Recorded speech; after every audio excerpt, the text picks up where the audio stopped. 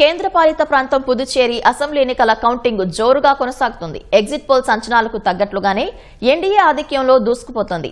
NR Congress నేతృత్వంలోని BJP కూటమి 2 స్థానాలను కైవసం చేసుకుంది. సీఎం రంగస్వామి తట్టంచావడిలో జయకేతనం ఎగురవేశారు. పోటీ చేసిన మరో స్థానం మంగళంలోనూ లీడ్లో ఉన్నారు. ఆ తర్వాత కాంగ్రెస్ కూటమి ఆధిక్యంలో ఉంది. ఇతరులు 3 స్థానాల్లో పోటీ ఇస్తుండగా టీవీకే పార్టీ అసలు ప్రభావం చూపలేకపోతోంది. గత నెల 9న జరిగిన పుదుచ్చేరి అసెంబ్లీ ఎన్నికల్లో 89.87% పోలింగ్ నమోదైంది. వివిధ పార్టీల నుంచి 1099 మంది అభ్యర్థులు పోటీలో నిలిచారు. ఎన్డీఏ కాంగ్రెస్ మధ్య ప్రధాన పోటీ నెలకొంది. పుదుచ్చేరి అసెంబ్లీలో 30 స్థానాలు ఉండగా ప్రభుత్వ ఏర్పాటుకు 16 సీట్లు అవసరం. ప్రస్తుతం వెలువడుతున్న ఫలితాల ప్రకారం అధికార కూటమి మరోసారి ప్రభుత్వం ఏర్పాటు చేసే అవకాశాలు పుష్కలంగా ఉన్నాయి.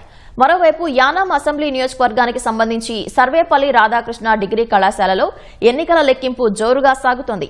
ఈ సెగ్మెంట్లో 13 మంది అభ్యర్థులు పోటీలో నిలవగా మల్లాడి కృష్ణారావు ముందంజలో ఉన్నారు.